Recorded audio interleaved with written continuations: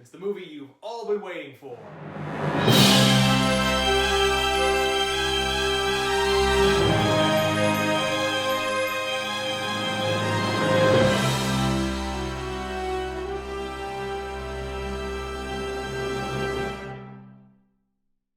Hey everybody, welcome back to Comic YOUniverse, the only nerd-centric thing you need in your life. DPZ and C-Dubs here again, and today we're going to be doing, finally, a spoiler review for Deadpool 2. So this is going to be spoilers. It's been a couple of days out, so... Right, everybody should have seen it by now. If not, you can check his non-spoiler review on his channel. Yeah. But yeah, this is going to be where we kind of talk about our thoughts, feelings, and all the shit that happened in the movie. Which there was a lot, to be honest with you. There was a lot to take in, and it was an interesting and very unique ride, if you will. Yeah. So I'm going to ask you, did you like the movie? I did. Anyone who doesn't know, if you haven't been living under a rock lately, I am not a fan of the actual character. Don't like Deadpool. Very rarely do I get entertained even reading his comics or anything to that nature. Even in any animation, never even played the video game, which I hear was good. So it just doesn't appeal to me, but huge fan of the first one, and was really excited about the second one, especially when I found out a certain ginormous monster was going to be in it. You know, yeah. I was really excited. I even said this has the potential to be the greatest comic book movie of all time if there was a specific scene that I wanted to happen but did not happen, unfortunately. But yeah, no, overall, I liked it. I don't think I liked it as much as the first one. I don't think I liked it as much as some other people that I know. I don't really have anything bad to say about the movie, which is kind of interesting, and especially coming from Fox Marvel, which I'm also not a huge fan of, and I know you know that. But really, overall, I think it's a solid, 3.5 to 4 stars out of 5 if I were going to go ahead and just tell somebody who didn't know any better. The only, I guess, if I was going to say one negative thing, if I was going to say, if you didn't already know enough about comic books or enough about, let's say, cable, there might be a chance that you went into this movie and was like, what? Where's this guy coming? Because you really don't really understand that he came from the future probably until the middle of the movie, really. It's just... You know he's in a different area, and he just kind of disappeared. They don't really explain any of that, so I could see some average goer or a parent of a kid that went to go see it. Why are you taking your kids to this? Oh well, I had 2 toddlers and then 3, I would say 6 to 8 year olds in there. Yeah, parenting of the year, folks. I'm like, this is and they let some of their kids sit in the alleyway too, and I was just like, what? And the movie theater I saw it in was an actual dine-in theater, so it's there's actual waiters walking around with hot food and stuff, and your kids sitting in the middle of the aisle. I just wanted to smack the adults, but anyway. So aside from that, so your thoughts? What'd you think? I liked it. It's really hard to capture lightning in a bottle twice, and I don't think they got to that level, but it was still an entertaining movie. Right. I will admit that there was looking back, there was some disjointed parts, but I think the humor as well as the action sequences really made up and really kind of tied it together. Mm-hmm. If for those who don't know, it's from one of the 2 directors of John Wick. Yes, which explains why the action scenes are... It's actually, I think the action sequences are a little more freshly done, because there's not a lot of shaky cam in this one. Everything feels a lot more clear, it's everything a lot more cleaner. I would agree on that, definitely, especially some of the hand-to-hand fighting that you reminded me of, when they were in the jail cell.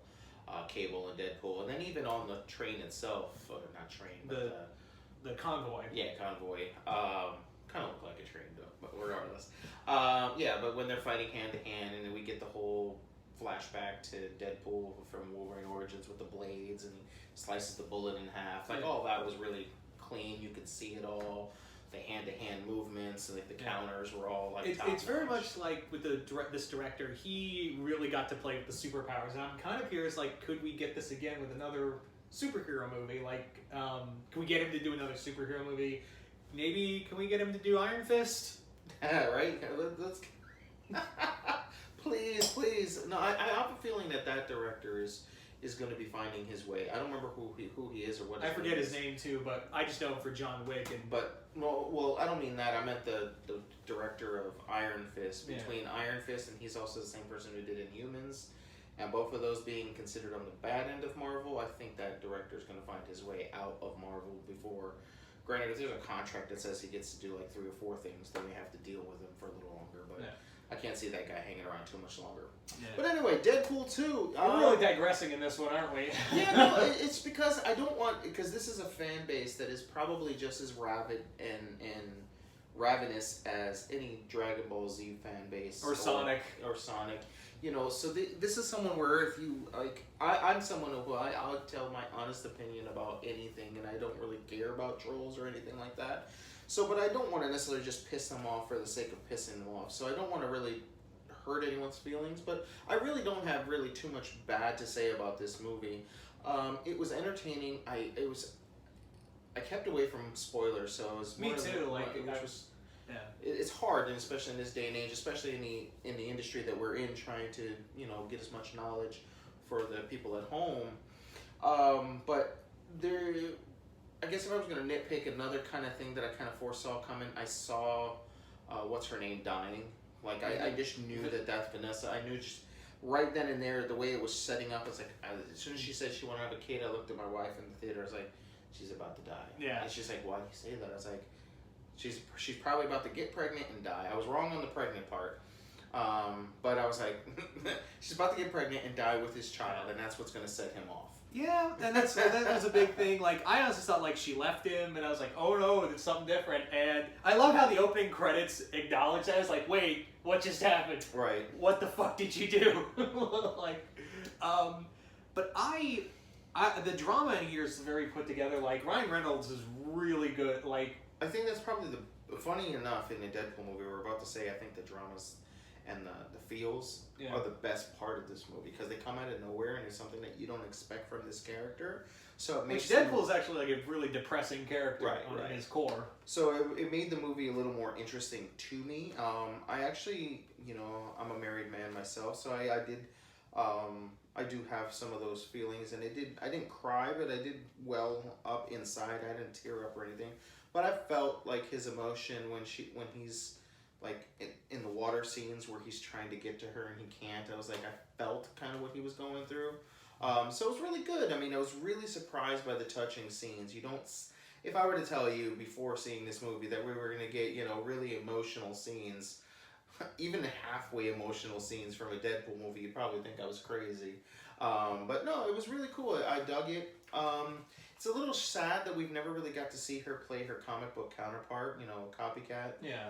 I was always expecting her to miraculously have powers, or who knows, maybe that's who died. But he brought her back at the end of it all, so I guess it's retconned at this point. But it's really cool. We get to see the Juggernaut finally done right, or as right as can be. Which the CGI's not great. Yeah, it's not perfect. But you got to remember what they're dealing with on the budget that they're trying to make this rated R movie is the fact that the first one is still even around.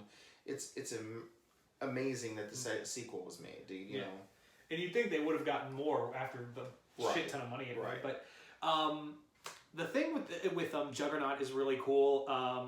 I like how they build him up. Like, they even say epic foreshadowing. And, right. And it is Ryan Reynolds actually was Juggernaut which was news to me. Yeah. I like the action sequences with him. I think that when him and Colossus are throwing down, it could have been done a little better, but because I was thinking, Peter, you've done this before. We know how this goes. You ain't gonna hold up. I mean, he was definitely a. Granted, even in the comic book, we get variations of Juggernaut. Sometimes he's over OP. Sometimes he's for those who don't know, OP is overpowered. Sometimes he's underpowered, so it really all just determines on how, like when he started charging and he gets blasted back, and I'm just like, no. And then, the way they defeat him just through, they don't kill him, but they defeat him through electrocution.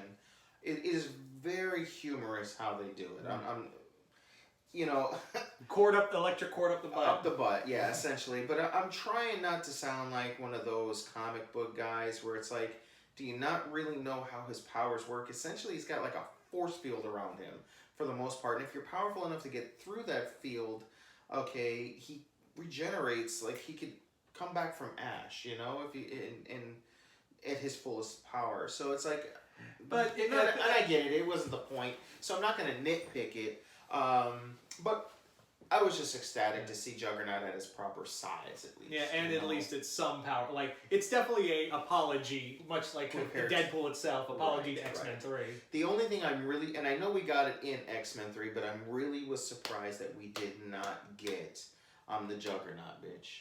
You know, like this, I think that would have been too easy. But it was like, if there's ever a phrase, the Juggernaut, I know he's not known for it, but he is known for it. And if there was ever a time where you can get away with saying it in a rated R movie, I was just like, oh, I was like on the edge of my seat waiting for, do you not know who I am? I'm the Juggernaut, bitch. Or even if Deadpool said it, like, he's the Juggernaut, bitch. Yeah, it's like, don't you know who that is? That's the Juggernaut, bitch. You know? It never had, like, maybe that would have been like low-hanging fruit. So maybe it's just a missed opportunity. Maybe we'll get it in like deleted scenes into DVD, Blu-ray. But I was really hoping to get that. The one thing I will say is interesting is Domino, I think, was well done. I wish they gave her more makeup though. Like, but I was like, I think she was good. I like how they set up her, like, established her powers as like a luck version of Final Destination. Yeah, it was cool. Like you said, it was cool to see it play out. Yeah. I was on the fence for the actress, and I'm generally not someone who cares about race or color changing in a film. And it has nothing to do with her being black African American actress. It has to do with the essence of when you think of what a domino looks like, it's white with an accent of black. Oh yeah, that's her mutation. That's correct. But also her namesake, what an actual domino is. Just the fact that, you know, when you push dominoes, they all fall in line. So everything around her is designed to be white and black. So it was. I'll be honest, I did not like it going into it, but she pulled it off and she did good. She did great with what she was given. Yeah. So I want to retract my statement on how I felt about that. That I think she did a great job. If she ended up having a solo movie, I would definitely be there opening weekend. If she continues with X Factor, Force, X-Men, however else she's in this universe or the MCU, I would definitely be open to. But it would have been nice to obviously have it more traditional. But she did a great job, and I was really impressed with the little bit that she had. Regardless of how important she was really to the film or not. You know? Speaking of great characters, Josh Brolin once again hits it out of the park with a Marvel character. Makes me wonder what the hell DC and Warner Brothers did with freaking Jonah Hex. Like, well, he is actually one of the stronger parts of that movie, but still. But that's what I was saying. You had this actor who could have given you like Oscar award-winning style, and you of gave acting. him a Ghost Rider Constantine. You could have you could have had a dark, gritty Western film, like if like something like Unforgiven. Yeah, like, you know, as well as the Nolan films did, and Oscars that they were given, and the Prestige, that could have been a film you could have done something really with that type of an actor. So it makes me just look back and go, man, you guys have been effing up for the longest time. Straighten up. I mean, your Rebirth and everything, comics on point, can't hate. But everything else with Warner Brothers is just kind of right now, and it's just going faster and faster down the road. And twice in a row, 3 weeks apart, Brolin brings it once again. Knocks it home. He was probably one of the best part. Again, I think a little bit of the film and didn't explain him too well. Yeah, like they didn't really go into his telekinesis, right? If you or didn't the whole know, thing that's a techno-organic virus. Right. My wife just, my wife and some of our friends just thought he was part robot. Yeah. They didn't really understand it. I watched this with my dad, and I had to explain, like, no, he's not really cybernetic. That's a techno-organic virus. Right. He's essentially dying, being turned into inside. And that's his psychic power, is all keeping it back. Exactly. So there's so much more depth to that character that we didn't really get. He's actually probably my top 5 X-Men characters. It's so funny how you can differentiate Marvel and X-Men. That's like, I fought my top 5 X-Men characters and then my top 5 Marvel characters, and it's so weird. Anyway, but yeah, he's definitely my top 5. He's hands down probably top 5 most badass characters in the MCU, or not just in Marvel. Period. Yeah. I like the reference to Hope. Hope was pretty cool. I wish we got like a quick little thing. It's like, oh, aren't you like my dad's in this timeline or whatever? I'm just a little over with time travel and fixing timelines with the X-Men universe. But that's always been like a staple of X-Men, though. I'm just tired of it being kind of in the forefront of the movie. Yeah. And it's kind of turned itself into a running joke. And if there's a place to get away with it, it's definitely with Deadpool. But it's just like, okay, yeah, we get it. They make no sense. There's no continuity. Then you try to make it make sense by rewriting the continuity. But we all know you effed up and just deal with it. You can't fix it. It's just move on from here. Speaking of references, we got another nod to a certain X-Men villain I've been waiting for. Fox, where's Sinister? Yeah, that was pretty awesome. If those who didn't catch it, it's the orphanage that the kid came from. Fire Fist. I know. He's an actual character for those who don't know. And it's the Essex house, and I was like, but honestly, like how they set it up in that headmaster, like you could have gotten away with calling him a Trask or friend. That could have been the Friends of Humanity. Right. Which, again, I mentioned to you, that's some of the things that make X-Men so great is the whole line of the extremists always after them, and the extremists just being normal humans. So it's always been a staple in them. So I was kind of hoping that is the route that they were going, and we got it a little bit with the way he was, saying those blessed by my hand Are the wicked. Are the wicked, yeah. So that was really cool, and as much as I wasn't feeling the kid in the beginning, Fire Fist in the beginning, by the end I was really on board. Like he turned out to be like, I felt his anger. Like he looked like he was ready, like he was really burning the place down. He sucked me into the ending of the movie. Yeah. So I'll give him a lot of credit. I'll give that too. Like I wasn't really feeling when he first showed up. He was like, "I'm Fire Fist," and I was like, "Oh, you're gonna be a chore to watch." But as like when we got to the prison scene with him and Wade, I was like, "Oh, okay." He grew on me a little there, and then I was hoping to get a little more between him and Juggernaut. Yeah. Which we didn't, unfortunately. I thought there would be a little more than just him sliding his food, them becoming friends. But I think they were just kind of strapped for time. Yeah. But again, at the end, just the rage of coming out of this kid, and then and just anger and sadness. Right, and then when Wade took the bullet for him, just how it changed from that to pure sadness. I was like, all right, this kid's a pretty good actor. I see why they chose him regardless. Yeah. Even though they turned his weight into a joke. Not a distasteful joke, but they mention his weight in it where he's like, oh, have you ever seen a plus-size superhero? We just don't exist. We're predetermined to be bad guys. Yeah. So I was like, well, what about Faith from Well, that's Valiant. Yeah, exactly. But, so it was kind of interesting, and then, like I said, he stepped up his game, and Domino was really great. Another negative I'll say, but maybe because it's joking, and, I kind of like, okay, I get it, but X-Force itself, Right. The team itself is put together quickly and randomly, and it seems so much like, especially considering, which we'll let you guys know in a minute, what happens to them. Oh boy. But it seems like it's so forced. To me, it took me out of the movie for a second, and I was just like, this just seems like it's so rushed. It wasn't. I think it would have even been better if it was just a montage. There was no talking. I don't know. It just seems so forced and pushed together. Like it's like, oh, we don't know what to do. Let's just do this. Let's kill some time with him trying to put together a team. Yeah, that's a little disjointed. That's one of the negatives. But X-Force itself, we get Shatterstar, Bedlam, Zeitgeist, Vanisher, Domino, of course, and Peter. The amazing Peter. Sugar Bear. He might have been my favorite character. Yeah. But no, they, remember those trailers with the scenes of them fighting? Right. Yeah, don't believe those. Yeah. They're not in there. So basically, guys, the team gets set up. We put together the team, and then they decide they're going to all jump out the airplane. Yeah.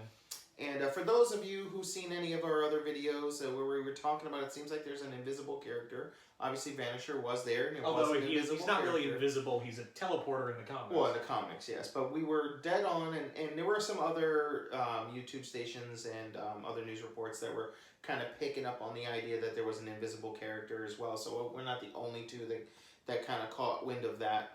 But it was cool to see that we were on point. We did foreshadow that coming. So yeah, the whole scene of them jumping out of an airplane was really cool. I liked it. I liked the little shout out to Wakanda with the whole X. That was kind of cool. And the whole like pep talk to Sugar Bear, Peter, the one character who had no superpowers, who just was there for the ride. I just need to look angry. I would never let anything hurt me. Yeah, and I really loved when they all jump out of the airplane, and Peter is a little afraid to jump out of the airplane, so he kind of gets booted off. But it was awesome when he's actually diving. He looked badass. Like, he looked like he was in it. He's like, I was like, oh, okay. I was really into it. And then they all died. Yeah, literally all of them. Every single one died within a matter of 10 minutes. Except Domino. Well, right, yeah. Because her power prevents her. Otherwise, she would have died as well. Yeah. Bedlam dies. Zeitgeist dies. So Bedlam gets hit by a bus, or he flies. As he's parachuting, he gets hit by a bus full force and dies. And I was just like, wait, what? Maybe he's okay. I was. And then Shatterstar gets shredded in a helicopter blade. And that was the one you and I were like, we could have saved him. And they even he's from Mojo World. Right. You know? Shatterstar is one of those characters, at first glance, if you're not an 80s or 90s kid that read those comics and realized how cool Shatterstar is, and we even made fun of him, well, at least I know I did, about his costume. I did. In the movie, we were like, oh, he looks good. He looks like he's his counterpart, but he looks goofy. But Shatterstar's a pretty dope character, and for him to just literally fly into helicopter propellers, but his blood was green. Did you notice that? That was kind of cool. Zeitgeist dies exactly how he did in the X-Force comic. Right. And another side note is, for those who don't know, Shatterstar is actually a gay superhero, if you will. And it was kind of a big deal when it first came out. And I know that the gay community, they were really excited that Deadpool was placing a gay character in. And in the moment he died, I was like, oh my gosh. They're going to rip this movie apart. But then I forgot that there was another gay character with the relationship between Teenage Warhead and Negasonic. It was Negasonic, Teenage Warhead, and whatever. I think that was supposed to be Armor. I don't remember who she was, but I know that's I can't remember her name at the moment.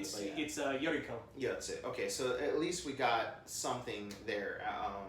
But I was really worried. I thought that people were going to start. Because I was like, ooh. I was like, I can't believe they just did that. And then Zeitgeist, which is, if you don't know, he is from an X-Force character. Yeah, he's from the really weird one with Dupe. Right. Yeah, it's a weird future, alternate timeline. Maybe not, maybe so, but where they were all weird characters in the film or in the on the team, and he actually dies flying into a wood chipper.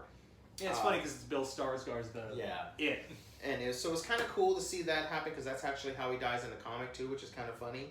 And then his ability is he has acid vomit. Well, we all have technically acid vomit. There's acid in our vomit, but he literally vomits up acid essentially. So his stomach acid is way more corrosive than normal acid. So when Peter survives the fall, essentially, and Peter runs up to go and help him, and he gets this, we're X-Force, I'm here for you, buddy, and he's pulling him out the wood chipper, and he vomits all over him. And Peter dies, and Deadpool's like, oh god, no, they're all, who knew a breeze could do this? And then he travels back in time just to save Peter. Right. And he's like, go home, Sugar Bear. And then he's dead. Don't.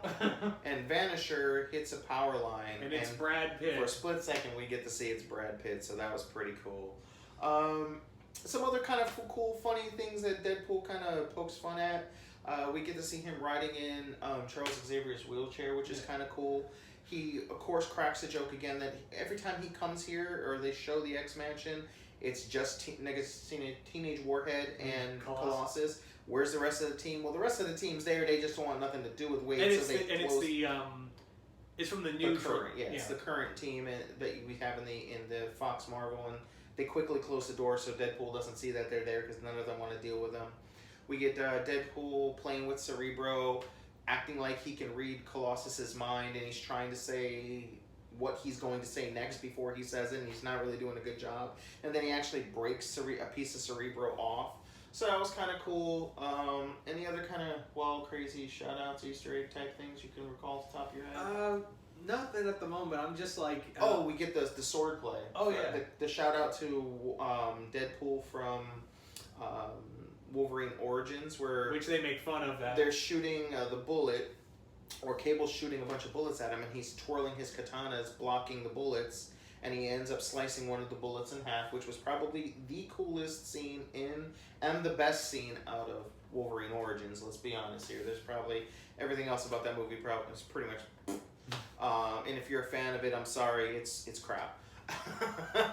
And then of course he ends up not blocking all the bullets. He was shot up a bunch of them, and then at the post-credit scene, we get a pretty cool little reminder. We get to see what Deadpool looked like in Wolverine's Origins, and our Deadpool, current Deadpool, just shows up and pops him in the head. And it's so funny, if you guys have seen our Deadpool Rogues Revamped, which we did drop here earlier today, he's one of the characters that I say should be one of his main villains. I think there should be a way to pull him into the comic books and have him as one of Deadpool's main villains. So I thought that was kind of funny that he made it. And then he kills Ryan Reynolds. Yeah. And it's funny, like when he crashes into the orphanage, he writes Ryan Reynolds on a cereal box. Superhero landing. Right, and then so he actually, another kind of cool, like you said, he kills the actual actor Ryan Reynolds when he first gets the script for Green Lantern, and it's so funny because when he's holding the script, he's like, "You finally made it to the big leagues, buddy," and then all of a sudden it's like, poof, and you see Deadpool kill Ryan Reynolds trying to save us all from the tragedy that was the Green Lantern, which was the first comic book movie I ever watched that I was like, maybe everything in the comics can't translate to and the screen. That was my first movie I watched as a midnight showing. Oh man, that must have been a burn. I mean, there are some redeeming qualities to that movie. It's not the worst DC movie. It's not the worst thing DC's ever done. But it's just unfortunately the bad far outweighs the good. For instance, Sinestro, he's fantastic. I think he's a great. What, all 5 minutes of it? Well, even the movie when he was a Green Lantern, I thought the actor did a great job. I think, personally. And what's his name is Kilowog was also. Yeah, Michael Clark Duncan. Yes. So. It's funny enough because he's playing. Mark Strong's playing Dr. Savant in Shazam. Right, he is. Which I think if they do ever get it to Sinestro, I think he should be him again. I don't care. That's just my opinion. Yeah. But yeah, no, Deadpool overall, I give it a good solid win. It's not as good. The movie is a little, like you said, disconjointed in some areas and a little rushed in some areas. But again, this is a movie where we just write it up. Anything that we don't like or anything that just doesn't seem to fit, you can just write it off and say, it's Deadpool. Yeah. So it gets a pass. How many other superhero movies have Celine Dion do the theme music, right? Right. And I guess to answer the question, can beauty come from ashes? Yes, because this movie was beautiful. I guess my next thing, if we're going to get any continuance of this version of Deadpool, whether it be Solo or X-Force, X-Force Factor, M-Men, I don't care, or even in the MCU, if we're going to get any version of him, I'm just going to ask. There's a fine line between being a smartass and wisecracking everything that you do and actually being insane. And as we all know, Deadpool is actually insane. He is he's brain damaged and even more insane if we start to incorporate Madcap. So maybe in the next film we figure out how to incorporate Madcap, which is the cause of makes him even crazier. Because I think now's the time to dial it up to 11. The next film, if we get it, we really need to dive into what really gets Wade ticking. Because right now he's just like a snarky, wise at. He's like the M-rated Spider-Man. Right? Yeah. And that's not a discredit to him at all. I want to make that perfectly clear because I am a fan of these movies. But I think it's time we actually dive a little bit into the crazy. Yeah. And just get maybe just a little bit of it. Even if you don't want to go full crazy, just give us a little bit to where it's like, it's a whole new like dimension to the character. Because if we just get another one of these, eventually people are going to stop forgiving its faults for being, it's just another Deadpool movie. People are going to start catching on and go, once you've seen one, you've seen them all. Yeah. You know, so many times you can break the fourth wall with the same jokes, you know, that you're inside the X-Men universe, yet you're inside the Marvel universe. You know, there's only so many times you can do that and make it funny. So yeah. We also get a couple of shout-outs to the DC universe within this movie. Which More is like middle fingers. Yeah, well, you're so dark. You sure you're not from the DC universe? He shouts that out to Cable. But yeah, if you haven't seen it, go out and see it, check it out, let us know what you thought. Any final thoughts? Yeah, go check it out. Just just have expectations not as high for the first one, you know. Right, no, yeah. I mean, my expectations were pretty high, I'll be honest. And I think they were met overall. I mean, I think there's a little bit of overboard with Domino. Some people are like, she was so amazing, and she was good, but no one really had any point in that movie other than really the kid, Deadpool, and Cable. Yeah. Everybody else was just kind of there.